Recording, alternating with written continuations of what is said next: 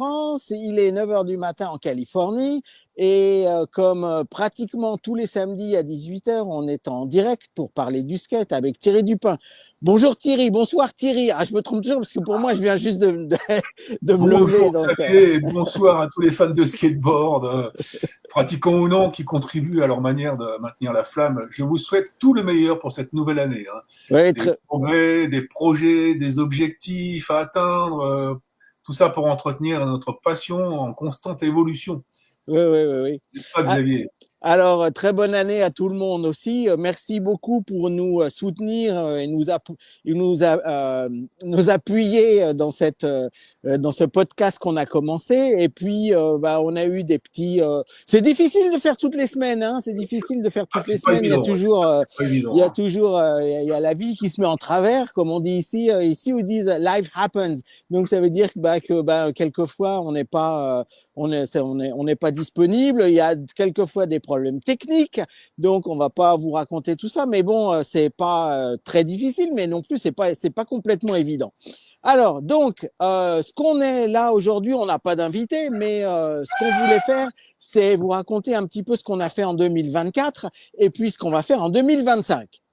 Alors, en 2024, on a eu 31 invités. Enfin, on a eu 31 épisodes. On a une personne qui est venue 2 fois, c'est Roger Simi qui est venu 2 fois, mais sinon, ça veut dire qu'on a eu 30 invités au total. Alors, sur le nombre total des invités, on a eu plus de 10 000 vues sur Facebook. Alors, le problème de Facebook, c'est que tout le monde doit se connecter sur mon canal. Et donc, a priori, si vous n'êtes pas amis ou si vous n'êtes pas connecté avec moi, ça pose un problème. Donc, il y a 2 mois, j'ai commencé à mettre toutes les vidéos sur YouTube. Alors, au début, ça n'a pas été très facile parce que c'est comme tout le monde, quoi. Enfin, on a commencé depuis zéro. Donc, il y a très peu de personnes qui connaissaient. Et puis, depuis 2, 3 semaines, ça commence à bien marcher.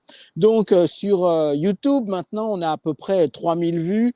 Mais vraiment, les 2, 3 dernières semaines, ça a été vraiment les meilleures semaines pour toutes les vidéos. Alors, la surprise qu'on a également, c'est que très probablement à partir de la semaine prochaine, on va être en direct à la fois sur mon canal sur Facebook et sur YouTube, donc en direct. Alors, le fait qu'on soit en direct, nous, on aime bien parce que ça nous permet de vous dire que vous pouvez nous poser des questions, vous pouvez commenter. Si vous avez des opinions sur ce qu'on raconte, vous êtes absolument invité à donner vos opinions.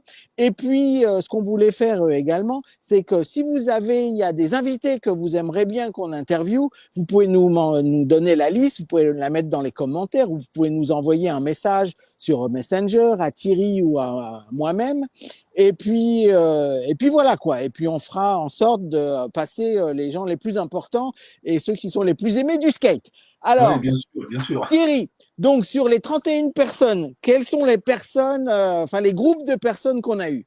Alors, attends, déjà, parce que expliquer le comment du pourquoi, nous avons fait le choix de ces podcasts, hein.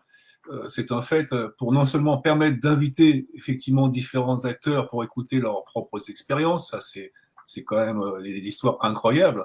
Ce qui a été, et quel que soit le sujet, bien sûr, hein, des témoignages qui ont fait vraiment l'histoire du skateboard français, il faut le souligner, hein. Mais surtout pour conserver une trace et constituer une banque d'archives pérennes. Ainsi, l'histoire ne tombera pas dans l'oubli et les faits bien réels seront d'excellents supports d'études pour montrer que le skateboard n'est pas apparu dans les années 80 ou 90, voire 2000, n'est-ce pas? Alors, Absolument. Yann, précisons quand même, c'est un ami, hein, vraiment de longue date. On s'est rencontrés à Biarritz. Biarritz, je le précise, c'est le véritable berceau du skateboard en France. C'était en 1976, sur le spot du lycée des Thermes Salins. Ouais. Un spot que j'ai découvert qui était de proximité. C'est un ami qui m'y avait emmené. C'était idéal pour skater à toute heure, même la nuit, parce qu'il y avait un éclairage. Et Xavier, malgré le fait que ces podcasts soient diffusés à défaut en direct sur ta page Facebook, peux-tu nous donner, ton avis sur, là on vient de le voir, sur le concept, parce que c'est vrai qu'il existe d'autres podcasts de par le monde. Comment tu ressens l'idée de ces podcasts à ton niveau, quoi? Eh ben, franchement, c'est ce que tu viens de dire, quoi. Moi, je pense qu'il y a des tas de gens qui pensent que le skate a commencé avec leur époque. Tous ceux qui ont 12, 13, 14, 15 ans, ils ont l'impression que le skate a commencé il y a 5, 10 ans. Ceux qui ont 30 ans, ils ont l'impression que le skate a commencé il y a 20 ans. Et en fait, le skate a commencé à la fin des années 50, mais surtout au début des années 60, 62, 63. Et il faut pas oublier que vraiment, Biarritz, c'est vraiment l'endroit où le skateboard a commencé en France en 1965 avec les surfeurs, avec l'Artigo, avec tous ces gens-là qui faisaient du surf et qui ont fait comme les gens aux États-Unis, en Californie, c'est-à-dire que bah ils ont utilisé la planche à roulettes, ça s'appelait à l'époque, enfin en France quoi, Ouais, ou le roller surf. ouais, le roll surf ou le street surfing, parce que ça, c'est des mots qu'on employait à l'époque, quoi. Vraiment pour, quand il n'y avait pas de vagues, pour pouvoir continuer à s'entraîner un petit peu, quoi. Il faut pas oublier que en 1965, il y a eu des compétitions à Biarritz avec Joël de René, etc. Il y avait toute une équipe. Il y avait un magazine qui avait été écrit par Joël et Arnaud de René. Et puis, ben, le skate, ça a toujours eu des hauts et des bas, quoi. C'est ça qui est incroyable. Donc, le skate s'est cassé la gueule en 66, 67 et on n'en a pas entendu parler jusqu'en 72, 73. Et pourquoi ça a recommencé? Parce que les roues étaient de très très mauvaise qualité dans les années 60. Donc c'est l'invention de l'uréthane qui a fait tout repartir. Nous, avec mon père, on était surfeurs, on est allé à Biarritz tous les étés, on faisait du surf, on faisait du skate, etc. Et mon père, il était abonné à Surfer Magazine. Il a été abonné à Surfer Magazine depuis le début des années 60. Et Surfer Magazine, c'était l'éditeur du premier magazine de skateboard international qui s'appelait Skateboarder. Et Exact. ça, La c'était Bible. notre Bible, c'était notre Bible. Et Oh là donc, là là là. Moi, donc, c'était devenu un vrai torchon le mien, moi, le premier numéro, parce qu'à force de le feuilleter pour essayer de comprendre comment le gars sur la photo en était arrivé à là, cette position-là, et comment il allait s'en sortir. Il n'y avait pas de vidéo, on n'avait rien, il n'y avait pas aucun recul. Donc il fallait s'imaginer. Et ça, c'est le côté de la créativité du skateboard. C'est-à-dire que voilà, on s'imagine des choses et finalement on arrive à les faire, quoi. ouais. Alors, skateboarder, c'était vraiment toute une époque, quoi. Tout le monde s'en souvient, enfin, tous les anciens du skate. Pour nous, c'est vraiment la Bible du skate. Alors, c'est sûr qu'après, il y a eu Thrasher et Transworld, etc. Et que Thrasher et Transworld ont duré beaucoup plus longtemps que Skateboarder. Mais Skateboarder, c'est vraiment ce qui a donné la base au skateboard mondial, quoi. Skateboard moderne, ouais, c'est Le ça. skateboard moderne, quoi. Par exemple, j'ai écouté un podcast récemment sur les Jeux Olympiques où ils expliquaient que bah, le problème des Jeux Olympiques, c'est que c'est des caméramans qui font un jour ils font les Jeux Olympiques, l'autre jour ils font du football, après ils font du tennis. Alors c'est des professionnels, c'est des caméramans professionnels, ils savent ce qu'ils font, mais c'est pas des skateurs. Donc ils savent pas comment on fait pour filmer le skate. Alors, l'avantage de Skateboarder, c'est que tous ces magazines, c'est des magazines qui ont été faits pour les skateurs par des skateurs. Donc, on parle le même langage. Les photos qu'on voit dans Skateboarder, Thrasher, Transworld, etc., c'est des photos qui ont été faites par des skateboarders. C'est des skateboarders qui sont devenus photographes. Mais oui, Donc, ça vous sur les lignes, ça vous se placer, c'est ça la différence, quoi. ouais. Alors, donc, l'idée du podcast, pour en revenir au début, c'est que le skate n'a pas commencé il y a 5, 10 ans ou 20 ans. Le skate a commencé dans les milieux des années 60. Il a vécu un truc absolument extraordinaire au milieu des années 70. Entre 76 et puis 80, tout s'est cassé la gueule et tout, mais dans le monde entier, hein. Et puis petit à petit, on a recommencé, ça s'est effondré, on a recommencé. Il y a eu une époque où la verte, c'était vraiment avec les rampes, quoi. C'était vraiment ce qui marchait le mieux. Et puis ça s'est un petit peu cassé la gueule. Et puis ça a recommencé un petit peu avec les X Games, etc. Donc parce que j'entends des gens qui nous disent ouais, le skate en ce moment c'est en train de se casser la gueule. Oui, ça s'est tout le temps cassé la gueule. Et c'est pour ça qu'on fait ce podcast, pour vous dire vous inquiétez pas, tout va bien. Ça monte, ça descend, ça monte, ça descend, mais c'est un petit peu comme les actions en bourse, quoi. Si on regarde depuis les années 60, le skate, il arrête pas de monter. Alors évidemment, c'est comme une action en bourse. L'action en bourse, elle monte, elle descend. Elle monte, elle descend. Elle monte, elle descend. Mais quand on regarde sur 30, 40 ans, les actions en bourse, elles continuent à augmenter tout le temps. Donc, vous inquiétez pas, Si vous entendez des skateparks qui ferment ou des magasins qui ferment ou des, euh, des Des magazines qui fermetures, disparaissent ou ouais, voilà. tout ça, ben, malheureusement, c'est la vie du skate, quoi. Mais c'est pas grave. En général, le skate, quand il est en creux de vague, c'est qu'il se prépare à prendre la suivante. Mhm. Donc, le skate, ça rebondira toujours, toujours. Et il faut mieux prendre d'élan pour attaquer une nouvelle tendance, un nouveau genre, une nouvelle pratique, une nouvelle décennie, des nouveaux champions, et ainsi de suite. Hein. C'est toujours été. Hein. C'est comme on dit, la roue tourne. Alors, Bah, pour l'avantage du oui, skate également, c'est exactement ce que tu viens de dire, quoi. C'est que ça s'effondre pour recommencer et pour renaître. et pour mieux Par repartir. exemple, ouais, le street les années 60 et 70, ça existait même pas, quoi. Personne n'en parlait parce que ça Ouais. existait pas, quoi. Et puis quand il y a plus les skateparks ont été détruits, les rampes c'était coûteux et grand, Éphémère, c'était du bois parce que c'était du bois. Ouais. mais parce que voilà, au niveau des décideurs, des institutionnels, des financeurs, le skate c'était une mode, c'était passager, c'était marginal. Donc comment voulez-vous investir des sommes des fois astronomiques sur des projets de petits clubs pour une poignée de pratiquants? C'était perdu d'avance. Ceux qui ont eu la chance, qui ont eu des adultes pour les épauler, soit des parents de pratiquants, soit des dirigeants, etc. Bon, il y avait déjà, comment dire, une meilleure perception, une meilleure compréhension de la part des élus, par exemple. Et puis, de toute façon, on n'est pas en Californie. Quand regarde le beau temps que tu as, là, ici, il fait froid. Et Et donc, il est 9 heures du matin, hein, et là j'ai chaud là. imaginons que le bois en France, si c'était pas replaqué tous les ans, c'était voué à la destruction, quoi. Donc, Ouais. voilà. Mais bon, on va dire qu'aussi que le bois, ben, ça a permis quand même la structuration de nombreux clubs, de nouveaux styles de pratique hors street, on va dire, au niveau de Ouais. la courbe, des grandes rampes, des mini-rampes. Ça a eu ses heures de gloire, ces années qui ont bien fonctionné. Et puis, le béton est arrivé petit à petit, et maintenant, la pratique est pérenne, parce qu'on a quand même des surfaces qui poussent comme des champignons un peu partout sur le territoire, nous, comme aux États-Unis. Hein. Le rêve que nous, quand on était ados, on voyait des skateparks partout, ben, ils sont là aujourd'hui, quoi, voilà. Ouais, ouais.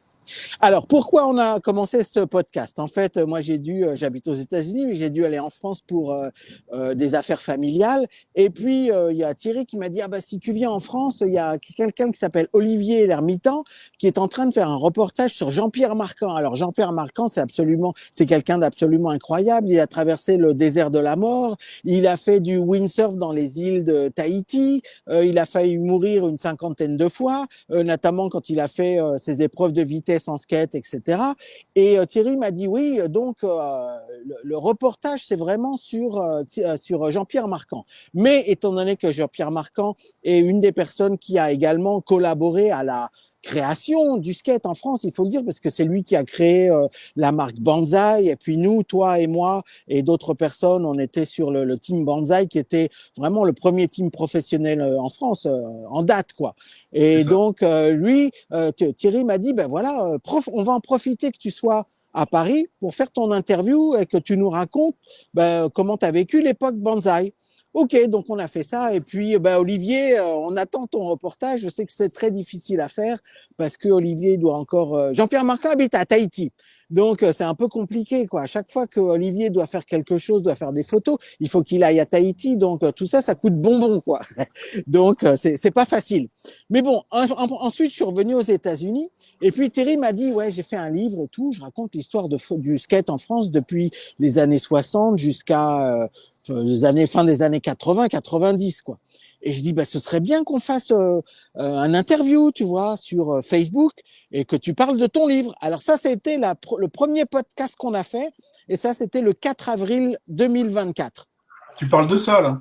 Oui, voilà, exactement. Alors, Voilà. vas-y, très rapidement, parle-nous de ton livre. Combien de pages, combien de photos, combien de Voilà. temps t'as mis pour l'écrire, combien de personnes t'as C'est interviewé. malheureux, parce qu'en fait, moi, j'ai 50 ans de skateboard derrière moi. J'ai toujours été, c'était dans mon ADN. J'ai toujours été rattrapé par le skateboard, même si j'ai eu des grandes pauses, parce qu'à un moment donné, j'ai lâché pour construire ma vie familiale. C'est tout à fait normal, hein, ma vie professionnelle. Mais j'ai toujours été le nez dans le skateboard. Dans chaque décennie, j'ai été rattrapé. Je suis passé par tous les trucs. Enfin, bon, bref. Et donc, on m'a toujours dit, mais raconte cette histoire. C'est incroyable, parce que sur la longévité, t'es une véritable mémoire, écris-le, tant que tu peux, écris-le. Donc j'ai commencé, pour tout vous dire, il y a 30 ans. Donc j'avais commencé parce que j'avais des petites feuilles volantes, je notais ce que j'avais fait, les démonstrations, les souvenirs, le Team Banzai, comme tu dis, si bien, tous les débuts, quoi, en fait, depuis Biarritz jusqu'au Trocadéro, Paris, les tournées, comment faire découvrir le skate et connaître le skate à la France, mon émission de télévision qui a été un carton, et tout ça, aux affaires fédérales, bref, ça faisait quand même un sacré bon bout de chemin. Et j'étais parti, à un moment donné, je dis, il faut que je me calme, parce que déjà, rassembler toutes les archives, les photos que j'avais, j'en avais même monstrueux dans une valise, c'était incroyable, plus toutes mes notes de prise dans mes carnets intimes, etc. Je dis, wow, un puzzle qui a duré, en fait, ça m'a bien occupé durant la période du Covid. Donc là, j'ai le puzzle, je suis arrivé à 600 pages, malheureux, mais c'est monstrueux, c'est un bottin, c'est plus un bouquin, quoi. Donc j'ai tout recoupé pour ne parler vraiment principalement que du skate. Et effectivement, mon aventure personnelle, ça se lit comme un roman, comme une histoire en fait, vécue, c'est une histoire vraie en fait, hein, et qui sert de fil conducteur et qui emmène sur tous les événements du skateboard, hein, que ce soit la sécurité, le skate féminin, les institutions, la politique, les médias. J'aborde tous les sujets. Et on en est à 350 pages. Hein. Donc, voilà. Ouais. Donc, il y a 340 photos, 340, 340, 340. Si, tu l'as fait exprès, Voilà. Et bon, j'ai peiné à trouver un éditeur, j'en ai trouvé un. Bon, voilà, il a le mérite d'exister. Et je pense, hein, parce que j'ai fait le tour de toutes les éditions, c'est le seul témoignage écrit. Il n'y a nulle part ailleurs, en fait. Voilà, je suis le premier à avoir fait un témoignage écrit d'un parcours aussi important. Bon, a priori, il y a des bonnes remontées, j'ai pas eu de... Bon, ça, je suis content, bah, c'est fait. Et en fait, le but, c'est pas... Franchement, ça se saurait si on devenait milliardaire avec un bouquin. Donc, ça rapporte, je vous le dis, rien du tout. Le fait, c'est de laisser une mémoire écrite, voilà, de l'histoire. C'était pour vraiment, un peu comme les podcasts qu'on est en train de faire, avec la version moderne numérique, bien évidemment. Mais là, c'est écrit. Ça peut être utile dans le cadre d'études, de n'importe quoi, tout ce qu'on veut, ceux qui ont envie de se pencher un petit peu sur tout ce qui s'est passé avant. Voilà. Oui. Alors, l'avantage des livres, c'est que ça dure éternellement. Les podcasts, ça va durer un moment, on ne sait pas combien de temps, parce que tu sais, on a eu les blogs. Moi, j'avais un blog en anglais qui a disparu, donc on ne sait pas combien de temps ça dure, mais au moins pour les prochaines 10, 20 ans, on espère que tous ces podcasts, ils vont rester. Parce qu'on ne sait pas si Facebook va continuer à exister. Peut-être que oui, peut-être que non, tu vois. C'est la même chose pour YouTube. Donc, profitez-en, regardez ces podcasts, prenez des notes, parce que on ne sait pas combien de temps ça va durer, quoi.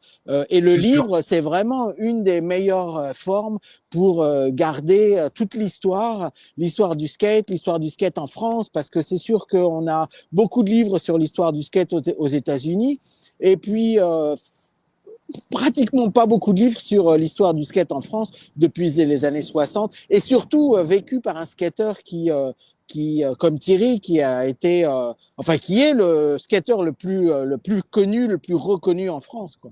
Donc félicitations pour ce livre-là. Ouh, attends. Je remonte mes chaussettes. Donc, alors, oui, non. Bien, donc on parlait, on peut rebondir parce que là on est reparti sur autre chose. Merci pour le coup de pub pour le livre. Bon, effectivement, en ce moment il est en rupture de stock, on peut plus l'obtenir parce que on est en France bien évidemment. Je pense que je vais être amené à changer d'éditeur, donc je lance un appel parce que là a priori l'actuel a eu un problème avec son imprimeur routeur qui pour lui, c'est trop coûteux, c'est trop lourd à gérer, ils veulent plus, donc il est en recherche active d'un nouveau prestataire. Si ça se fait pas, malheureusement, je vais être obligé de changer de crèmerie, comme on dit, et de réadapter le contenu de l'ouvrage, éventuellement, de refaire une version beaucoup plus étoffé, pourquoi pas, je ne sais pas. Pour l'instant, c'est le statu quo. J'ai quelques exemplaires qui me restent, heureusement. Hein, voilà. Mais a priori, il a bien marché. Hein, jusqu'au mois d'août, d'après l'éditeur. Je vais avoir les chiffres très bientôt. Je crois peut-être qu'il n'y a pas de secret, hein, vous les annoncez. Et écoutez, ça a le mérite d'être fait parce que, comme on dit, les écrits restent. Oui, absolument. Alors, le podcast. Donc, on a commencé le 4 avril 2024. Alors, les 2 premiers podcasts, c'était avec toi, uniquement et avec toi. Donc, le premier podcast, c'était vraiment centré sur ton livre, sur ce que tu as écrit, etc. Le deuxième, qui était le 13 avril, là, on a parlé du skate en général, mais dans les années 70, de la Banzai Team, de Jean-Pierre Marquand, etc., etc. Et puis, le troisième podcast, on avait invité, le troisième et le quatrième podcast, on a invité Roger Simi, qui a été, alors à l'époque, très rapidement, hein, donc à l'époque, le skate n'était pas fédéré du tout, donc les surfeurs qui étaient au début nous ont dit, ben on va vous inviter avec nous, donc il a été créé la Fédération française de surf et skate. Donc il fallait trouver un président pour la section skate de la Fédération française de surf et skate, et le premier président, c'était Roger Simi. C'est ça, c'est ça. Ok. Alors donc, en tant que premier président de la Fédération française de surf et skate, mais côté skate, donc il a eu des tas de choses à raconter. Donc c'est pour ça qu'on lui a consacré 2 épisodes. Alors c'est important, si vous voulez savoir qu'est-ce qui s'est passé à la fin des années 70 avec les fédérations, pourquoi est-ce qu'on a été à la fédération, comment ça s'est passé, quels ont été les problèmes, etc. Allez voir sur YouTube ou sur Facebook, donc les dates, si vous voulez les noter, c'est le 21 avril 2024 et le 27 avril 2024 avec Roger Simi. Alors Roger, on te salue parce que lui, il est toujours au LEC à Marseille et tout. C'était le chef là-bas. Ah bah c'est notre papa skate, hein, quelque part. Faut souligner qu'avant son entrée sur des postes comme ça à responsabilité d'encadrement, il a été le dépositaire exclusif de la marque Banzai pour toute la région PACA. Ouais. Donc déjà, il a été aussi un des premiers magasins à importer, acheter du matériel américain qui récupérait en région parisienne ou autre par ses propres moyens pour pouvoir satisfaire la demande au niveau local. Voilà, il a quand même mis le feu quoi, quelque part hein, dans tout le sud. Ouais. Et puis il est parti parce qu'il a tellement fait de choses, on va pas tout déballer là maintenant, il le sait très bien parce qu'il y aurait tellement à dire, mais il l'a déjà dit, et vous le verrez sur les podcasts en replay. Mais il a organisé les 2e championnats de France à Marseille. Bon, déjà, ça, c'est quelque chose d'important, quoi. Et il a tenu. Alors, effectivement, là, je vais schématiser vite fait, on ne va pas rentrer dans les individus, mais on va en parler avec toi, Xavier, si tu veux bien. On a quand même eu dans ces podcasts des fabricants de parcs. Ouais. On a eu des fabricants de roues, des fabricants de rampes, des fabricants de planches, des artistes designers, on a eu des patrons de shop, on a eu des dirigeants ou de clubs ou de fédérations, on a eu des skateurs pros. C'est tellement vaste, quoi. Il y a tellement à dire, chacun a tellement de choses à raconter, a vécu des expériences tellement particulières, que c'est tout ce qui fait la richesse du skateboard d'aujourd'hui. Hein. Ouais. Chaque sujet, effectivement, peut emmener sur un point fort qui a marqué les esprits dans le développement et la philosophie du skateboard que l'on connaît aujourd'hui. Donc, Xavier, si tu prends le relais sur ces points-là, il y aurait de quoi dire, effectivement. Quoi. Ah, absolument. Ben, moi, je pense que les skateurs sont des artistes nés et des entrepreneurs nés. Je veux dire, tous les gens qu'on a rencontrés, qu'on a interviewés, ont été des artistes, des photographes, des écrivains. Enfin, quand je dis des écrivains, ils ont écrit dans des magazines. Effectivement, ils ont été des entrepreneurs parce qu'ils ont fabriqué des roues de skate, des planches, des skateparks, etc., etc. Et par exemple, Gérard Almuzara, qu'on a interviewé le 4 mai 2024. Donc ça, c'est vraiment l'exemple de quelqu'un qui a été vraiment un entrepreneur né dès le départ, quoi. Malheureusement, toi et moi, bon, ben nous, on n'avait pas cette fibre de l'entrepreneuriat, quoi, à l'époque, et ça, je regrette un petit peu. Bon, nous, on a été, on va dire champion, quoi. On a fait les compétitions, etc. Et si on avait été un petit peu plus conscient du skate, on aurait fait un petit peu. Moi, j'admire Gérard parce qu'il a fait vraiment des choses. À l'époque, c'était un des premiers, quoi. Donc, franchement, Gérard, si tu nous regardes, bravo pour tout ce que tu as fait. Et puis, il continue, quoi. Il continue dans l'entrepreneuriat parce que maintenant, il fait des couteaux et des tas de choses comme ça. Et c'est l'un des meilleurs couteliers dans le monde, je crois. Oh oui, ben Gérard, oui, il a même été champion du monde par équipe de Damas. Hein. Il a reçu un prix aussi qui sublime tout ça au niveau de l'orfèvrerie, de la coutellerie. Gérard, c'est un orfèvre. Hein. C'est vraiment un manuel né, précis, efficace, avec un mental d'exception. D'ailleurs, il l'a bien fait remarquer dans les années 70 où il avait atteint un niveau assez puissant en skateboard, en Ouais, compétition. Il a été sponsorisé aussi, il a fait des choses incroyables. Ça, le skater, il a le mental. Et ce qui est rigolo, enfin rigolo, c'est marrant, mais il y a une grande part de pratiquants. Moi, je dis le skater est un artiste, mais c'est vrai parce qu'on est sans absolument. cesse dans la recherche de la création, de l'innovation, sublimer les enchaînements, innover, toujours trouver le petit plus qui fait la différence par rapport à la masse de pratiquants lambda. Le skater est un véritable artiste et beaucoup l'ont montré, hein, comme quand je cite des designers, beaucoup sont graphistes, beaucoup Absolument. artistes, sculpteurs, et j'en passe, quoi. Voilà. Et Gérard est un exemple complètement accompli au sens large à tous les niveaux, quoi. Mhm. Alors, donc, si vous voulez regarder l'interview de Gérard Almuzara, donc vous pouvez aller sur YouTube, vous pouvez regarder sur mon canal. Donc, la date, c'était le 4 mai 2024. Alors, ensuite, on a reçu Gérard Rioux. Alors, Gérard Rioux, c'est une personne de la fédération, c'était le président. Alors là, c'est quand on a fait. Donc, il y a eu des problèmes avec la Fédération française de surf et skate. On va pas y revenir, quoi. Mais bon, donc, à un moment donné, on n'était plus d'accord entre les surfeurs et les skateurs. Et puis, il a fallu se séparer des surfeurs. C'était dommage pour nous, parce que nous, on est des surfeurs, on aime bien le surf, mais bon, c'est comme ça. Donc Je là, on dirais est que passé. c'est plutôt l'inverse qui s'est produit, mais bon, Vas-y, vas-y, dis-moi, dis-moi. à un moment donné, les surfeurs qui étaient en mal d'adhérents à l'époque, ils allaient même essayer de recruter chez les skateurs des nouveaux pratiquants. Bon, passons, c'est des petites anecdotes futiles. Mais au moment où ils ont repris leur essor, à un moment donné, ils se sont dit, waouh, et c'est là qu'il y a eu deux comités nationaux qui ont été créés. Ils se sont dit, waouh, les skateurs, les trashers urbains, les rebelles, nous, on veut plus gérer ça, c'est plus possible, quoi. Alors qu'on a été, durant les années 70-80, la manne principale d'adhérents au sein de leur fédération. Il ne faut pas l'oublier, ça. Il ne faut pas oublier non plus qu'en 1978, l'époque de la grande mode du skateboard avec le renouveau avec l'uréthane, comme tu disais tout à l'heure, on Ouais, avait atteint des chiffres de 35 000 licenciés. Alors que les surfeurs énorme. n'étaient qu'une centaine à tout casser, quoi. Ouais, ouais, Après, ouais. effectivement, les choses se sont inversées, bon, logiquement, avec le développement de ces pratiques, chacune de leur côté. Voilà. Alors moi, je comprends également un petit peu l'histoire de la dispute entre les surfeurs et les skateurs, quoi. Dans les années 80, enfin au début, le skate, c'était vraiment du surf sur le béton, quoi. Notamment avec les skateparks, les courbes, les piscines, etc. Même la verte, on peut dire que c'est un petit peu du surf quelque part, quoi. Et puis tout ça, ça s'est malheureusement écroulé parce qu'ils ont détruit tous les skateparks. Donc on a dit que les rampes c'était fabriqué en bois et ça durait pas.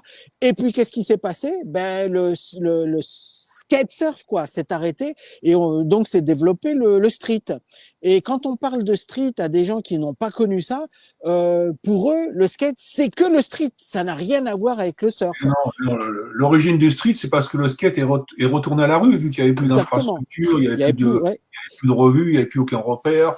Les pratiquants, les fans, les passionnés se retrouvaient isolés ou entre eux par petits groupes dans leur ville. Ils sont retournés à la rue tout simplement. Et c'est de là que, en fait, un mélange de pratiques, de figures libres, de verticales, comme tu me dis, autre chose, ont été adaptés à la pratique urbaine. Ouais. Voilà. Et c'est là où Gérard Rio est arrivé. Et puis, donc, on a fait la transition du surf jusqu'au roller, quoi. Donc, si vous voulez en savoir plus, donc, c'était le 11 mai 2024, Gérard Rio. Donc, c'est disponible, l'enregistrement sur Facebook ou sur notre canal de YouTube. Alors ensuite, le 18 mai, on a interviewé Naomi Harris. Ah, alors Oui. ça, c'était également très intéressant parce qu'à l'époque, c'est sûr qu'il y avait 90-95% de pratiquants qui étaient des hommes et il y avait très peu de filles. Il y en a, on pouvait les compter sur les doigts d'une main, quoi. Et notamment Noémie. Non, non, on va dire les filles qui se démarquaient de la masse, qui étaient médiatisées, effectivement, comme tu dis, on les comptait sur les doigts d'une main, voire les deux mains. Mais il y avait beaucoup d'ados, filles et garçons, qu'on voyait régulièrement au Trocadéro ou ailleurs, bon, c'était le phénomène mode, on va dire, on va les inclure dans ce moule-là, quoi. Mais c'était vraiment, comment dire, une pratique unisexe. C'est sûr qu'avec l'apanage du street après, les filles sont mises beaucoup plus en retrait à ce moment-là parce que c'était quand même plus violent comme pratique. Et puis pour une fille, comment dire, avoir des bleus aux genoux, c'est pas très fun, quoi, ou des bras cassés ou des doigts cassés, enfin que sais-je. C'était quand même trop violent pour le skate féminin. Mais aujourd'hui, ça se démocratise et moi, j'en suis heureux enfin de revoir des teams de filles, des clubs de filles. Ça, c'est génial, quoi. Ah bah écoute, moi je regarde des vidéos sur YouTube, Facebook, etc. Et je vois que d'abord il y a pratiquement autant de filles que de garçons maintenant en 2024 quoi. Et puis les filles elles ont un niveau. Les 5 dernières années c'était Ah absolument oui, ça a complètement explosé quoi. Il y a quand cinq tu vas dix au ans JO, le niveau était vraiment il y avait juste un petit groupe de filles qui étaient à un niveau assez élevé. Et maintenant il y a des centaines de filles dans le monde entier, en France, au Brésil, au Japon, aux États-Unis, bien entendu, qui ont des niveaux absolument, c'est complètement insensé, quoi. On voit ce qu'elles font et on se dit, mais c'est fort, quoi. C'est vraiment fort ce qu'elles font, c'est quoi, vrai, tu c'est vois. vrai, c'est Et vrai. en plus, c'est élégant parce que tu vois, il y a le côté féminin et donc le skate homme, c'est également élégant, mais c'est plus en force, tu vois. Ouais, Et c'est vrai. l'avantage des filles, que s'il y a un côté, il y a un côté féminin qui vient et donc c'est agréable. Donc ben Naomi, on la salue et donc ça a été une des premières à être reconnue, en tout cas en France, parce qu'en plus elle était championne de France. Donc voilà, félicitations à Naomi et pour tous ceux qui veulent regarder. Donc c'est disponible sur le canal de YouTube. Alors ensuite, le 25 mai, on a interviewé Jean-Pierre Villaverde. Alors, Jean-Pierre Villaverde, c'était un des présidents de la Fédération française de surf et skate. Et c'était vraiment le côté surf qui nous a pris dans ses bras. Tu C'est peux ça. nous raconter un petit peu? Jean-Pierre a été le premier, on va dire, pilier, le sous-bassement de toute cette structure institutionnelle à la base, hein. Bien sûr qu'il était au surf au départ, c'était aussi un surfeur, Oui, mais skateur aussi, hein, dans les années 60. Et ben, ils aimaient bien le skate, hein. De toute façon, pour eux, c'est un très très bon complément pour parfaire son équilibre, ses figures, les jours sans vagues, dans le même esprit qu'en Californie. De toute façon, il n'y avait rien inventé, c'était exactement la même chose. Et puis, ben, petit à petit, il a quand même posé les briques, comment dire, au niveau de l'organisation. Donc voilà. Et il a su après très bien s'entourer. On parlait de Roger Simi, par exemple. oui. Voilà, pour reprendre le flambeau derrière. Il y a eu Jean-Louis Bianco, bien évidemment, ne pas l'oublier, hein, qui était au surf, moins sur le skate, mais quand même, ce sont des piliers des origines, hein. Ça, on ne peut pas les occulter, parce que sans eux, peut-être que les choses auraient pris 1, 2, 3 métros ou train de retard, ou auraient été faites peut-être différemment. Mais bon, on ne va pas refaire l'histoire. Les principaux. Ben, moi, ce que je voulais dire, c'est de toute façon, c'est que je remercie les surfeurs dans les années 70 parce que même s'il y a eu un schisme, quoi, on va dire, dans les années 80, dans les années 70, les surfeurs et les skateurs, on était vraiment comme ça, quoi. On était les meilleurs amis du monde. Et bah, c'est dommage qu'on se soit un petit peu séparés, mais c'est comme ça, c'est la vie, quoi. Donc, si vous voulez en savoir plus sur les années surf, du skate, les années Biarritz, etc., parce que il faut dire que les deux pôles à l'époque, c'était quand même Biarritz et Paris avec le Trocadéro. Et puis en plus, après, il y a eu d'autres villes, quoi, on va en parler. Mais à Ah oui, oui. l'époque, dans les années 70, les deux pôles, c'était vraiment Biarritz et Paris. Donc Biarritz avec les surfeurs et Paris avec le Trocadéro. Donc si vous voulez voir Jean-Pierre Villaverde et comprendre un petit peu ce qui s'est passé, allez sur YouTube. Donc la date, c'était le 25 mai. Ensuite, on a eu Nicole Borona. Alors là, c'est pareil, on l'a interviewée parce que c'est une des rares filles qui, à l'époque, dans les années 70, avait un excellent niveau. Et puis surtout, elle a fait d'autres choses au-delà du skate. Et oui, complètement. C'est vrai que le skate, quand on dit on est un artiste, dans tous les sens du terme, pour moi, le skate, c'est le corps et l'esprit, en fait, hein. C'est incroyable, c'est une synchronisation qui est formidable parce que ça permet pas mal de débouchés, hein.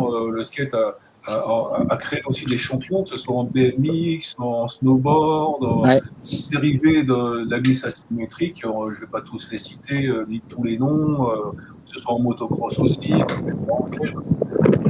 Il y a eu pas mal. Dès l'instant où on atteint comment dire, une condition physique avec une recherche d'équilibre et l'acceptation de cet équilibre et cette programmation du corps, ça ouvre pas mal de débouchés dans d'autres sports, j'ai envie de dire, hein.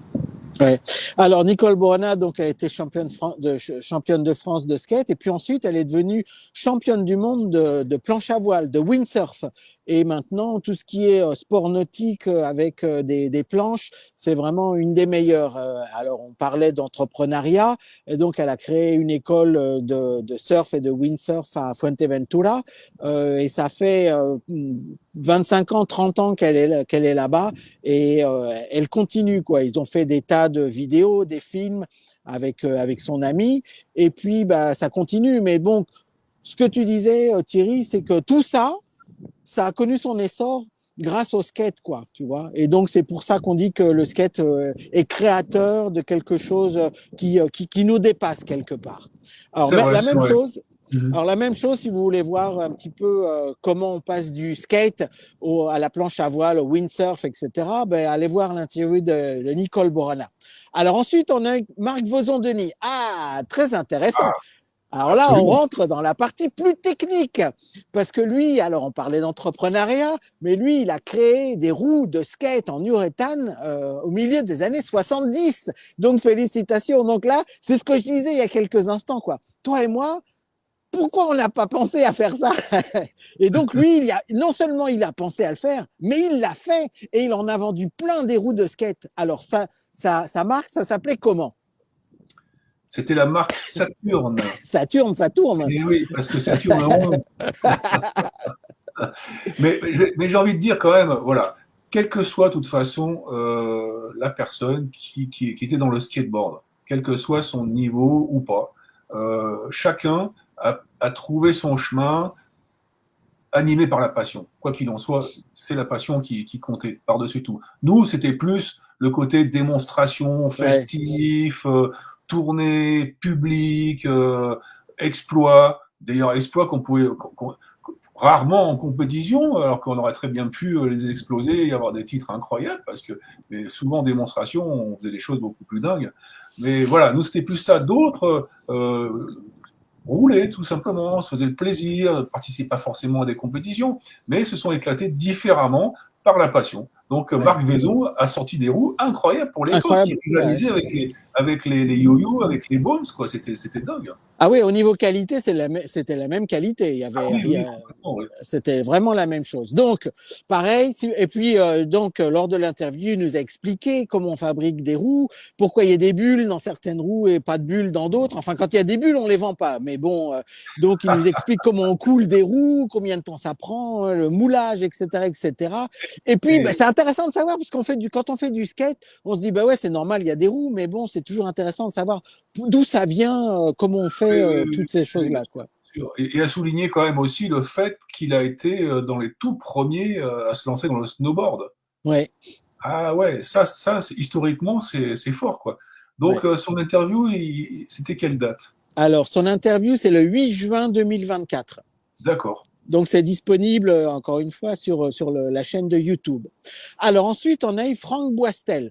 Alors, Franck Boistel, il est pas très connu, malheureusement, mais bon, c'est quelqu'un de très important parce que c'est un Français qui s'est installé aux États-Unis. Alors, l'histoire de Franck, c'est quelqu'un qui a travaillé, au départ, il travaillait dans le marketing, et puis, par l'intermédiaire, c'est un skateur, hein, à la base. Mais bon, par l'intermédiaire du marketing et tout, il a commencé à travailler avec la marque de chaussures de skate qui était comment elle s'appelait cette marque de chaussures de skate en Bretagne, Roturo. Donc il Ouais, a commencé à travailler avec Roturo. Et puis, donc, il a commencé à faire des thèmes marketing, des photos pour Roturo, des pubs, etc., etc. Et puis, il y a Pierre-André Sénizard qui est arrivé et qui a dit, ben, Roturo, c'est bien, mais on devrait faire une marque de skate, une marque de chaussures de skate basée sur Roturo, qui était un des plus gros fabricants de chaussures à l'époque. Donc, au début, ça s'appelait Ethnix, ça s'appelait Ethnix. Oui, Ethnix. Donc, ben, bon, Franck l'histoire, Boistel était là.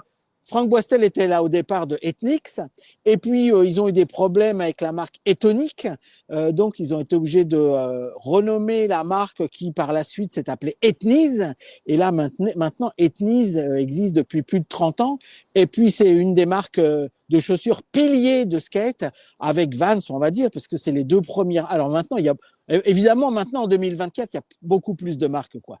Mais à Oui, l'époque, il y bien avait sûr, bien Vans et sûr. Ethnies. Mais à l'époque, il a détrôné Airwalk. C'était incroyable, quoi, Nice, hein, Ouais. il a pris son envol. Bon, on va pas Alors, refaire toute l'histoire parce non, non, que non. il faut aller voir effectivement le podcast, c'est assez incroyable d'ailleurs. Ouais. Et en parlant de Franck, dans la foulée, il y avait aussi Gilles Lebon de la Pointe. Hein, Ouais, ouais, on l'a interviewé voilà, également. On va y revenir après. Alors ensuite, le 6 juillet 2024, on a interviewé James Fitzpatrick. ah Alors, oui, alors nous, on le connaît évidemment. mais Mais bon, oui, mais c'est pour ça qu'on fait le podcast, c'est parce qu'on voudrait que vous aussi, vous connaissiez, vous sachiez pourquoi James Fitzpatrick est important pour les Français, parce que c'est lui qui est en 1965 est arrivé avec les premières planches Macaha. Il a été chez Joe Moraes en 64, il a en débarqué. 64. Ouais. Ça a été un des premiers démonstrateurs, parce qu'à l'époque on disait pas pro, on disait un démonstrateur d'une Ouais. firme de la marque pionnière Macaha. Il a débarqué à Macaha. Paris, il se passait pas trop grand chose, avec des patins roulettes au troca, etc. Et il a filé dans le cadre d'un salon international de surf à Biarritz avec son équipe. Hein. Et là, il avait plusieurs rollsurf sous le bras. Il en a fait quelques cadeaux, en l'occurrence à Joe Moraes, à l'Artigo. Et on va dire qu'il a mis le feu aussi quelque part, hein, parce que Ah ouais, dans ouais, son ouais. sillage, c'est Arnaud Dronet aussi qui était tombé amoureux de l'outil, de par son frère. Enfin, voilà, et tout ça, ça fait boule de neige et c'était quasiment simultané. Et c'est ça qui a lancé le phénomène dans l'Hexagone. Ouais. Alors, pour la petite histoire, James Fitzpatrick, il est revenu en France au milieu des années 80 parce qu'il était le manager de Powell à l'époque où Powell Peralta était la plus grande marque de skate au monde avec les meilleures vidéos de skate, quoi. Et donc, la marque, enfin, le team Powell est venu plusieurs fois en France. Ils ont fait des démonstrations un petit peu partout, notamment à Marseille. Enfin, ils ont fait des démonstrations dans toute l'Europe, mais bon, aux quatre coins de la France. Et Jim Fitzpatrick était le manager. Donc, c'est encore quelqu'un qui est dans le skate depuis le début des années 60. C'est un événement fondateur du skate en France parce que c'est lui qui a importé les premières marques de skate américaines Macaha. Et puis, bah, il a été avec Powell par la suite. Voilà. C'est ça, Donc, c'est ça, c'est ça. alors, même chose. Alors, James Fitzpatrick, l'interview est en anglais parce que lui, évidemment, il parle pas français. Donc, il est en anglais, mais avec une traduction simultanée. Alors ensuite, on a rencontré Éric Gros. Alors, Ah, autre personne fondateur du skate en France. autre Et domaine, pourquoi? le domaine du commerce, Ouais. effectivement. Et Eric Gros, sans formation, sans boss du commerce, il s'est lancé, corps et âme là-dedans. Et effectivement, son interview est incroyable, incroyable. Il a vraiment découvert. C'est un autodidacte, hein, comme tous les skateurs, de toute façon. Hein. Alors, Et donc, c'était quand qu'il. Éric Gros, c'était le 13 juillet. Alors, Éric Gros, c'était le fondateur et le directeur et le propriétaire de Hawaii Surf, donc qui est à Ivry-sur-Seine. Enfin, maintenant, le shop a été revendu à quelqu'un d'autre. Il existe encore ou Non, il n'existe plus. Non, non, il il a n'existe plus? revendu, c'est fini. Il a pris une retraite bien méritée et il est retourné aux sources à Ouais, il est retourné à Biarritz. Biarritz. Donc, Il a bah, si vous voulez. Mais Éric Gros, c'est vraiment incroyable parce que pendant plus de 40, 50 ans, c'était vraiment, c'était le plus gros magasin de skate en France, le plus connu. Et puis, quand on parle de Hawaii Surf et Éric Gros, c'est vraiment quelqu'un de, il faut savoir, il faut connaître son histoire, quoi. il a subi toutes les vagues, les creux. Il a Ah ouais, su se il a tout connu. diversifier, Ouais. survivre. Vraiment, il a bien géré. Hein. D'ailleurs, il n'était pas le seul. Hein. Il y a eu aussi Chattanooga. C'était vraiment des shops, comment dire, historiques, en fait. Hein, Ouais. Ah oui, c'est complètement. historique, ouais. Et c'est pour ça qu'on fait ce podcast, pour que vous sachiez qu'est-ce qui s'est passé. Alors ensuite, on a eu Jean-Pierre Collinet. Alors encore Ah une là là grande là là. star du skate. Alors c'est une grande star du skate parce que c'est lui qui a conçu le skatepark de Marseille au début des années 90. Alors d'abord, c'est un skatepark incroyable. Et puis c'est un skatepark où même les Américains, ils y croyaient pas. Ils ont dit, mais comment c'est possible que des petits Français fassent des skateparks qui soient meilleurs que les skateparks américains? Donc, quand ça a commencé à se savoir, tous les pros américains sont venus à Marseille pour essayer le skatepark de Jean-Pierre Collinet. Alors, vas-y, raconte-nous un petit peu son histoire, là. Oh là là, et Jean-Pierre, alors, on va dire, quand on faisait les démonstrations avec Banzai, les tournées en France pour faire découvrir l'outil aux Français, aux magasins de sport et autres, on avait atterri dans une grande surface du côté de Nantes. Je ne sais pas si tu te souviens, mon Ouais, Xavier. Nantes, ouais. On avait construit un des tout premiers bancs avec de la verte qui montait sur un pilier où ça faisait un boucan infernal. Ouais. Et oh là là là là, où les skates volaient sur les toits des caravanes, des bateaux, enfin tout ce qui vendait. Et Jean-Pierre On était était venu. trash avant la trash. Ah, c'était énorme. Et Jean-Pierre était venu avec sa maman, c'était un tout petit gamin. Hein. Et tout de suite, il a accroché, il a attrapé le virus. Maman, je veux un skateboard. Et il a acheté une Banzai. Sa mère, elle a cédé, alors qu'elle ne voulait pas au départ. Et elle a vu les prouesses, elle a dit, waouh, génial, ça c'est du sport. Ok, mon fils, tu veux faire du sport? Écoute, essaye-toi au skateboard. Et puis il a chopé le virus. Et s'il n'y avait pas eu cette rencontre, je ne sais pas si le Prado existerait aujourd'hui. C'est ça qui est incroyable d'ailleurs. Et d'ailleurs, Ouais. il l'a confirmé, quoi. C'est incroyable. Et donc, il a fait des études d'architecture et tout. Ouais. Mais pour moi, déjà à l'époque, quand il a créé ces plans de skatepark, il avait calculé vraiment toutes les trajectoires, tous les potentiels. Pour moi, c'est un sans faute qu'il nous a fait. Et Ah donc, ouais. vraiment, c'est à voir. Regardez comment dire, son podcast, c'est quelque chose d'incroyable. Ouais. Alors ensuite, on a eu Gilles Le Bon de la Pointe. Alors, t'en parlais tout à l'heure, mais c'est encore Voilà. un des Français qui s'est exilé aux États-Unis durant un certain temps et qui a travaillé avec Pierre-André Sénizergue pour Ethnise. Et donc, un petit peu la même chose que Franck Boistel. Pierre-André s'est équipé de skateurs originaux, quoi. Et puis, grâce à Roturo, etc., qui avait quand même une histoire de chaussures, donc il a réussi à lancer sa marque Ethnise. Gilles Le Bon de la Pointe était là au bon endroit, au bon moment, et il a participé à l'essor de la marque Ethnise aux États-Unis, en Californie.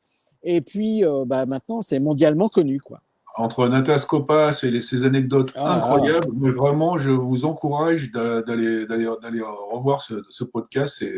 C'est hallucinant, vraiment. Même nous, on était surpris de découvrir son parcours. Ouais. Alors ensuite, on a eu Alain Gardinier. Alors Alain Gardinier, d'abord, c'est un Personnalité surfeur. émirante. Ah ouais, c'est un surfeur dans l'âme. Moi, je faisais du surf avec Alain quand il y avait des petites vagues comme ça. Lui, il fait du longboard. C'est un surfeur, mais il fait du longboard et le surf, c'est super. Mais moi aussi, j'adore le longboard. Et le longboard, à l'époque, quoi, dans les années 70, il y a très peu de personnes qui en faisaient parce que c'était pas sexy, quoi. Tu vois, ce qu'il fallait, c'était surfer des grandes vagues, tu vois. Surfer des vagues de 50 centimètres, mais c'est génial de surfer des petites vagues, tu vois. Et donc, quand il y avait des petites vagues, on sortait avec Alain et puis on était cinq personnes dans l'eau, tu vois. Et c'est des souvenirs absolument incroyables. Alors donc, Alain, évidemment, il a eu toute une époque, il a travaillé à Nulle part ailleurs, à Canal+, etc. Mais dans l'âme, c'est un surfeur et un skateur et il nous a raconté son histoire. Donc là, c'était le... Ah ben, j'ai pas la date. Mais bon, c'était fin juillet, début août. Ah, d'accord. Bon, je peux retrouver, hein, mais il faut à souligner aussi que c'est un excellent auteur. Il a Ah ouais, réalisé ouais. un certain nombre d'ouvrages, dont le dernier où il parle du Pays Basque. Moi, franchement, là, chapeau bas. Je lui souhaite longue vie à cet ouvrage parce que apparemment ça marche très très bien. Il a fait quelque chose d'extraordinaire. Alors Alain, quand est-ce qu'il nous a fait ça Ouais, Rome, c'était Alain j'ai Gardinier, pas la date, mais c'était le 3 début août. août. Le 3 Le août, 3 août. Ok, c'est ça, c'est parfait. ça. Voilà. Donc, de toute façon, l'interview est disponible sur YouTube. Donc, allez voir Alain et merci Alain. On est ravis de t'avoir reçu. Alors ensuite, on a eu Kurt Stevenson. Ah, encore quelqu'un d'important dans le skate, parce que Kurt Stevenson est le fils de Larry Stevenson. Alors Larry Stevenson, c'est celui qui a commencé Surfer Magazine, Surfing Magazine, qui était le concurrent de Surf Guide, c'est ça, ouais. Qui était le concurrent de Surfer Magazine à l'époque. Et puis, donc, c'est un surfeur né, évidemment. Donc, lui, il habitait du côté de Malibu, en Californie. Et donc, c'est lui qui, surtout, a inventé les planches Maca. Donc, on a parlé des planches Maca avec Jim Fitzpatrick. À l'époque, Maca, c'était le plus gros vendeur de planches aux États-Unis. Faut dire que c'était un des premiers aussi. Donc, c'est pas pour rabaisser, mais bon.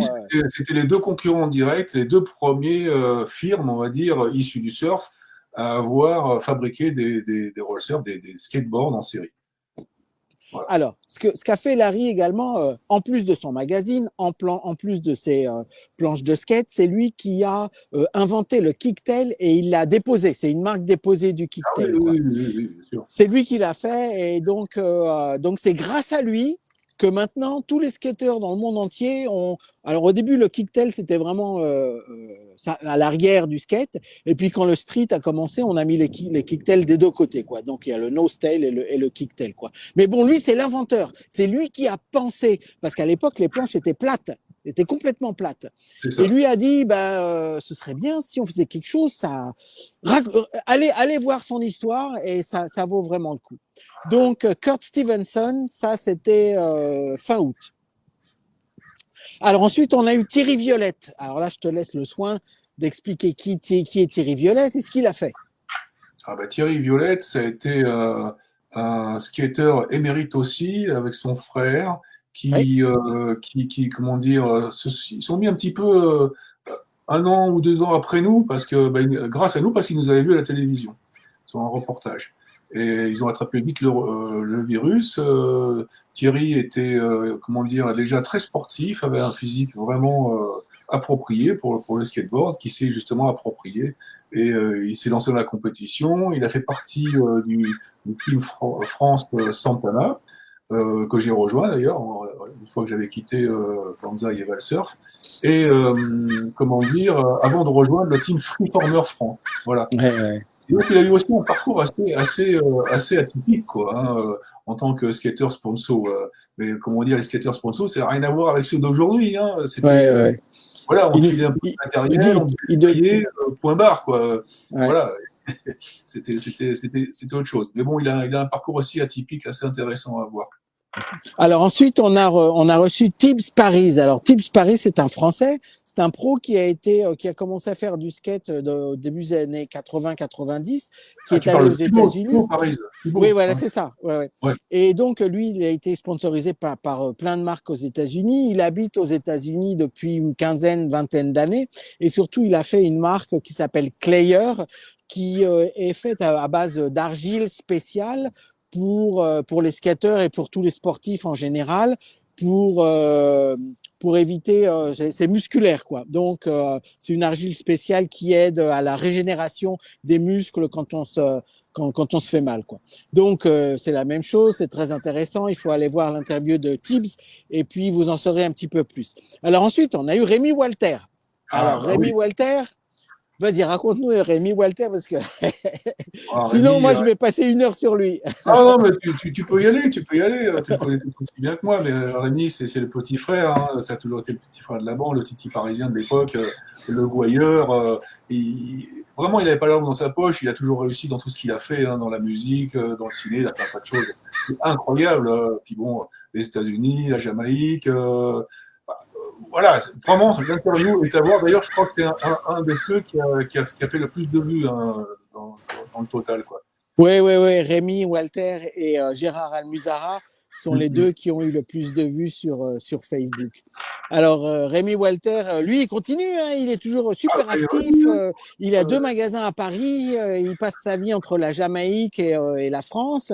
Il est dans la musique, il a produit des musiques, etc. Il a Il a des associations de skate et il a travaillé plusieurs fois avec la fédération de surf et de roller, etc. Donc il est très actif. Et puis voilà quoi, il faut aller voir ce qu'il a raconté parce Encore un artiste, au sens large. Alors, vraiment, Rémi, il faut voir son podcast. On a appris des choses incroyables. Il a un parcours vraiment plus qu'atypique, hein. Et vraiment, chapeau bas. Rémi, lâche pas l'affaire, surtout, ne t'arrête jamais. Même si tu passes à autre chose, on sait que tu vas exceller. Bon, il y a une petite coupure là, Xavier. Il y a plus de son, plus d'image. Je pense que tu vas pouvoir rétablir la situation assez rapidement. Voilà, moi je peux enchaîner, hein. Donc après Rémi Walter, on a eu Flavien Haas qui aussi était une pointure parce que il faisait partie du team Santana auquel j'appartenais à l'époque et c'était un petit poids plume, hein. Vraiment le tout petit skater, il avait 9-10 ans et il n'était pas en reste, hein. Il était un des plus jeunes champions de France. Et j'ai beaucoup tourné avec lui, hein. Il a fait après, je lui ai remis le nez dans le virus, hein, si vous voulez. Je lui ai remis le nez dans le virus, il est reparti. C'est incroyable. Il a été aux États-Unis, il a refait la compète. Enfin, il était un peu partout. Il n'a jamais lâché l'affaire. Après quelques bras cassés, ça ne l'a jamais arrêté, en fait. Voilà, donc à voir aussi, c'était le 7 septembre. Voilà.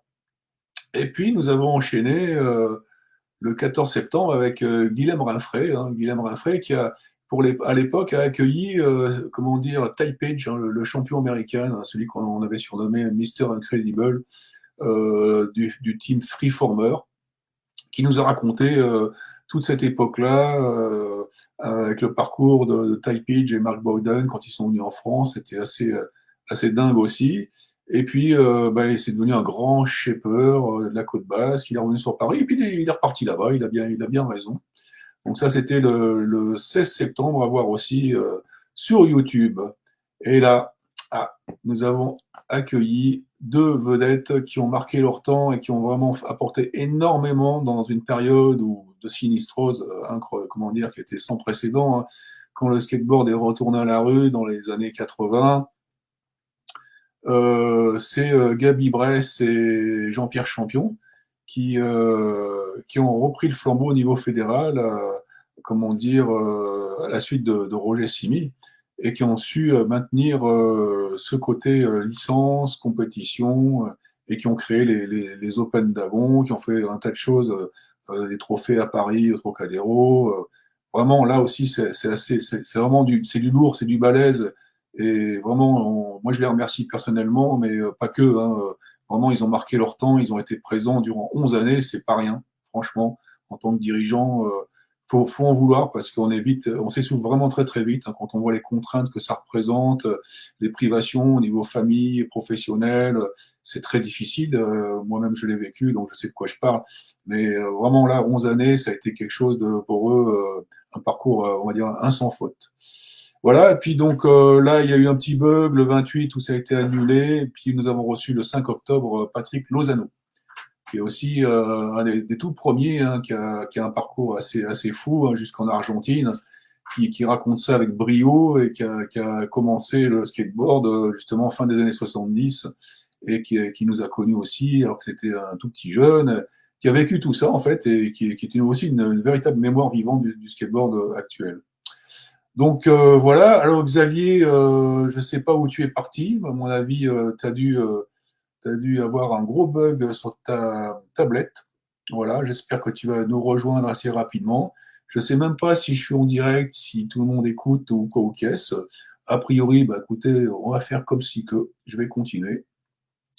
Et puis, nous avons accueilli aussi Rémi Sarda, donc ça c'était le 12 octobre, qui nous a parlé comment dire, de la conception des skateparks, des rampes. Ah, revoilà Xavier. Ah, voilà. Donc, Revoilà Xavier, voilà. on a eu des problèmes de connexion. Oui, je vois ça, mais c'est pas grave, c'est pas grave. En tous les cas, bon, je pense que les auditeurs sont toujours là. Moi, j'ai continué, j'ai parlé de Guilhem Rinfret, j'ai parlé de Gabi Bress, Jean-Pierre Champion, Patrick Lozano. J'en étais arrivé à Rémi Sarda, donc si tu peux prendre le relais, voilà, parce que ça donne soif. Oui, alors Rémi Sarda, c'était très intéressant parce que c'est un constructeur de skatepark, c'est un constructeur de rampes et ça fait encore partie des gens qui sont pas forcément très connus, mais qui sont très importants dans le skate parce que sans eux, on n'aurait pas eu tout ce qu'on a eu, tout ce qu'on a eu maintenant. Donc merci à Rémi d'être venu nous voir. Et puis, si vous voulez en savoir un petit peu plus sur ce qu'il fait, allez sur YouTube. Son interview est là. Donc, Rémi Sarda, c'était le 12 octobre, donc il y a pas très longtemps. Et Ensuite, on a eu. ça a été un porteur important, comment dire, au niveau des diplômes de formation qui sont toujours en vigueur aujourd'hui et qui ont permis l'embauche de beaucoup, moult professeurs de skateboard grâce à lui, hein, on peut le dire, hein, avec Christian Bastien. Voilà, donc non, mais vraiment, vraiment très intéressant son interview. Allez-y, n'hésitez pas, hein, franchement, là, il y a une histoire incroyable. Alors, ensuite, on a eu Rambo, Ah, Stéphane Bonneau. Stéphane Bonneau, que je salue, qui nous écoute, là. Il a la retraite, donc il a que ça à faire, là, maintenant. Il est vieux.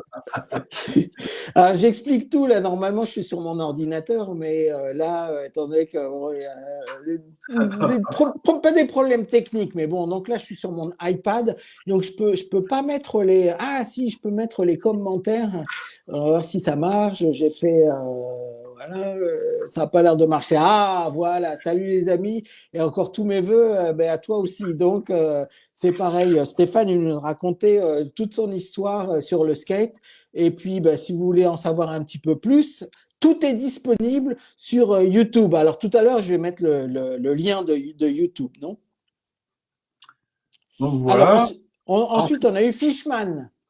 On a eu Christian Bastien le 23 novembre, là, parce qu'entre-temps, on a eu des impératifs de part et d'autre, problèmes techniques et familiaux. Donc, évidemment, on ne peut pas non plus.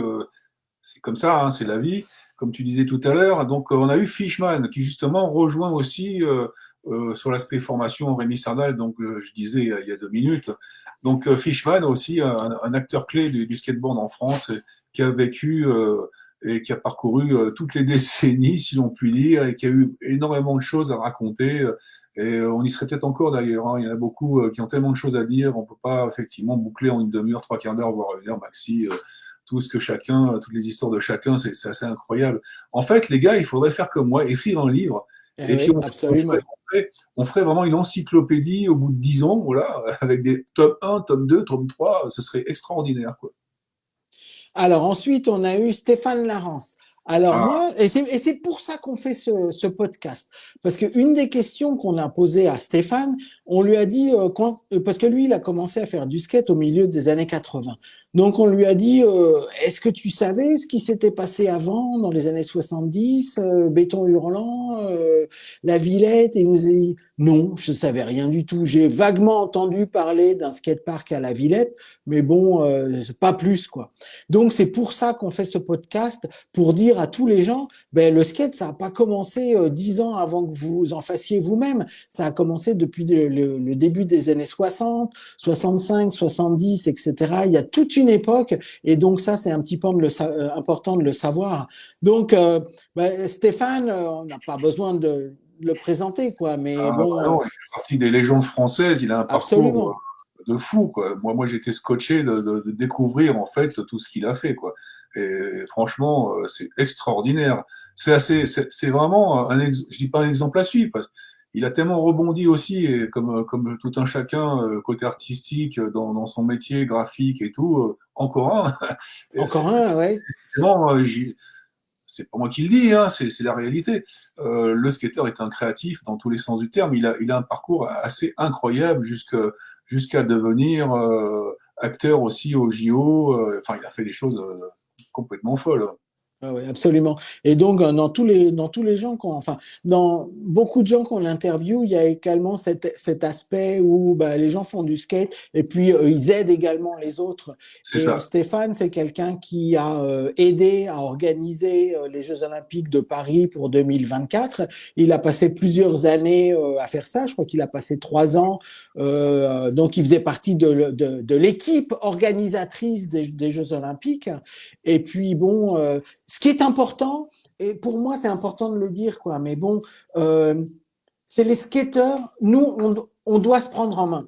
Si on attend que ce soit les autres qui nous aident, on n'y arrivera jamais, on n'aura jamais des bons trucs, quoi. Et c'est ce qu'on disait c'est ce que je disais sur les caméramans qui ont fait les Jeux Olympiques. C'est forcément des caméramans professionnels, mais c'est pas des skateurs. Donc, ils vont filmer le skate comme on filme un tournoi de tennis ou un match de football, et ça n'a rien à voir. Donc, si on veut qu'il y ait des bonnes productions, des bons magazines, des bonnes photos, une bonne organisation, des bonnes compétitions, il faut que ce soit fait par les skateurs pour les skateurs. Mais oui, Et quelqu'un comme Stéphane Larence et tous les autres, Rémi Walter, etc., tous ces gens qui sont venus avant, c'est des gens qui sont issus du skate. Donc, ils comprennent quels sont nos problèmes et parce qu'ils comprennent quels sont nos problèmes, parce qu'ils les ont vécus, ils sont plus aptes à dire qu'est-ce qu'il faut faire pour que le skate dans le futur soit encore meilleur que ce n'est maintenant. c'est ça. Ce sont les acteurs clés, effectivement. Et puis,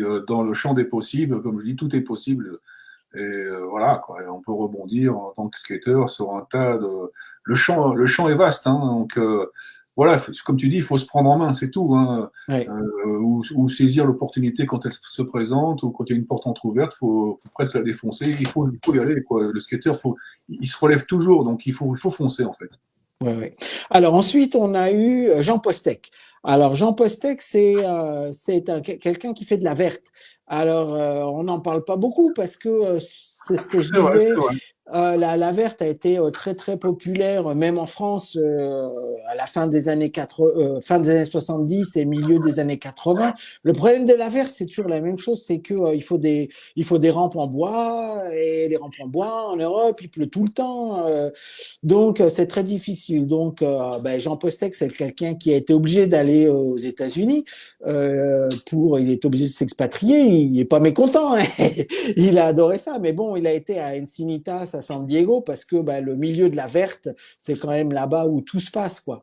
Et puis, il a été professionnel, il a été sponsorisé par plein de marques, et maintenant, il a une école de skate en Suisse. Donc, on l'a interviewé, il nous raconte toute son histoire, pourquoi la verte et pourquoi pas le street, parce que c'est vrai que la verte est un petit peu délaissée, quoi, depuis une vingtaine, trentaine d'années, malheureusement, et ça devrait pouvoir recommencer un petit peu.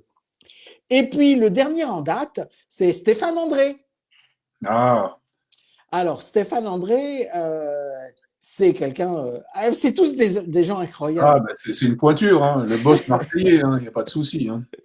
Alors, on parlait au début, on disait que voilà, le skate, les origines de skate en France, c'est à Biarritz et à Paris.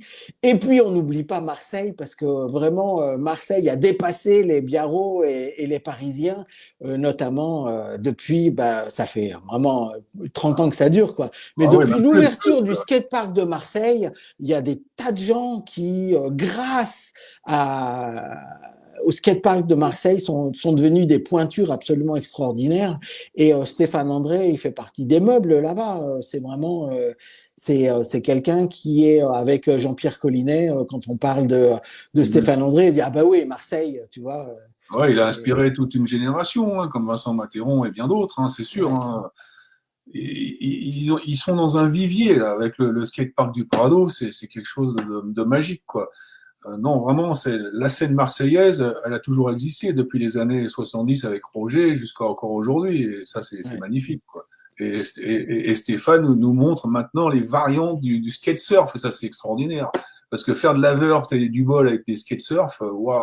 C'est Eh ben, difficile. lui, il le fait, quoi, franchement. Ouais, ouais. On va aller voir son interview, ça vaut vraiment le coup, quoi.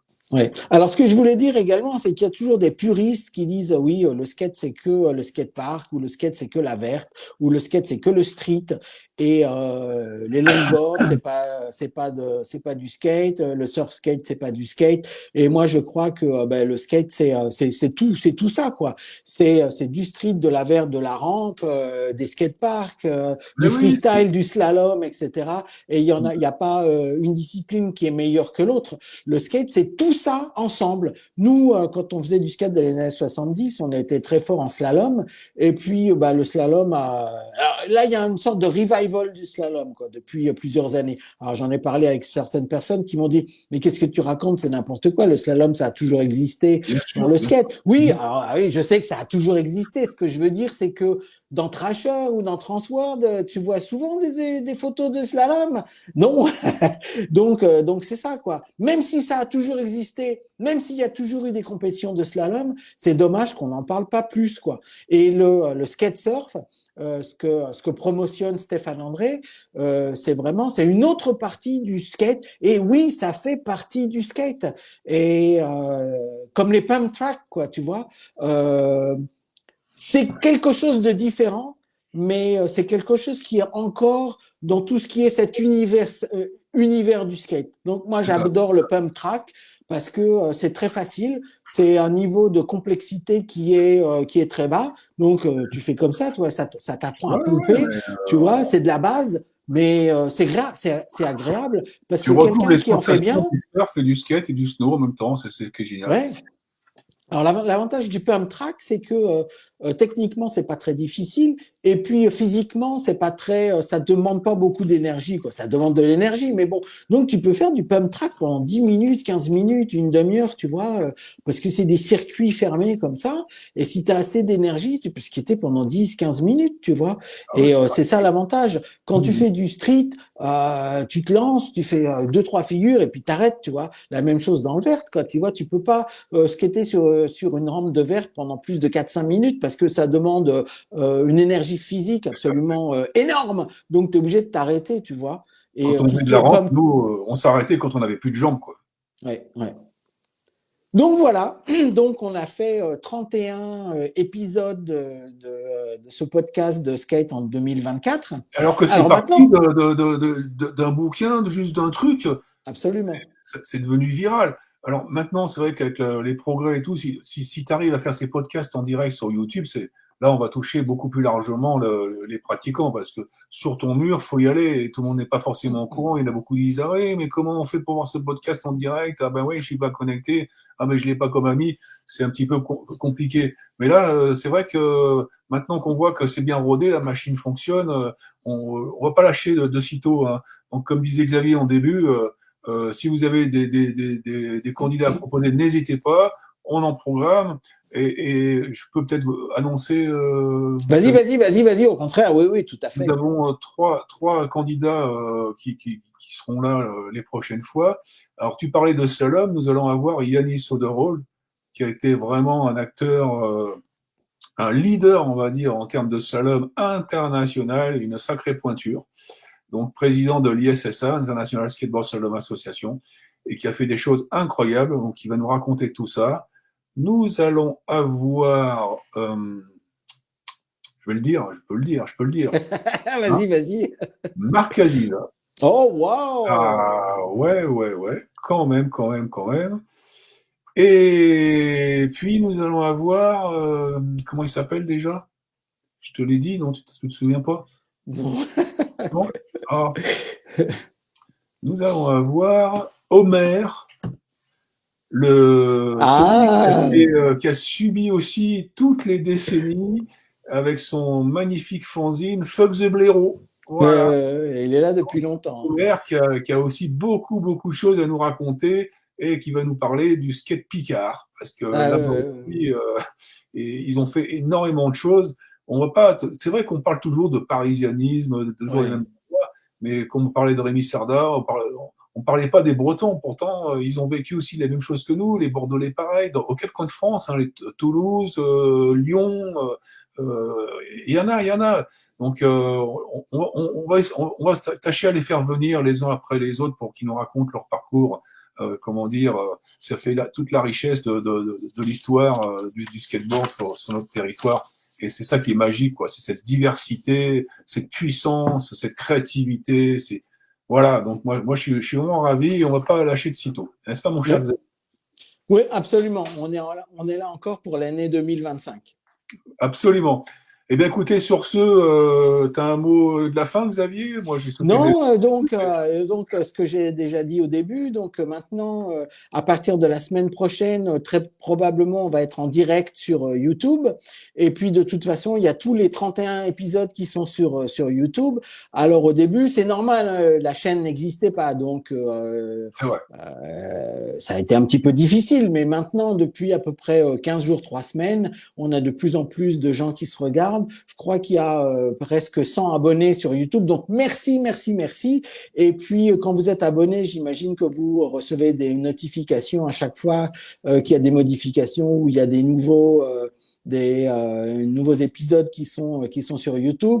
Donc, profitez-en, faites partager. Nous, on fait ça parce qu'on adore le skate, on aime le skate, on vous aime à tout le monde, que vous soyez des slalomers, des vertes ou du streeter ou n'importe quoi. Donc, on veut parler de vous, on veut vous montrer que le skate, c'est une grande famille et qu'on est là pour s'entraider et aider tous ceux qui ont besoin d'être aidés. Voilà, l'important, c'est de faire savoir, connaître et partager. Ça, c'est capital. Et connaître l'histoire, ça, c'est vraiment très, très important aussi pour tout un chacun et de voir que grâce à tout ça, ils en sont là aujourd'hui. Je ne dirais pas dire grâce à nous, mais quelque part, on a tous été des acteurs. On a posé notre pierre à cet édifice magnifique qu'est le skateboard et dans sa diversité la plus absolue parce que on pourrait en parler aussi, en polémiquer pendant des heures tout de ce que le skateboard peut apporter dans la vie et en termes de pratique, en termes de discipline, en termes de tout ce qu'on veut, c'est inépuisable. Voilà. Donc, merci à tous, chers auditeurs, et puis à samedi prochain, Samedi avec prochain. la surprise de l'un des 3 auditeurs que j'ai cités. Voilà. D'un 3 invités. C'est ça. Merci Thierry. Bonne année à tout le monde. Un bon dimanche à tous, une bonne semaine et à samedi prochain. Au revoir tout le monde. Au revoir tout le monde.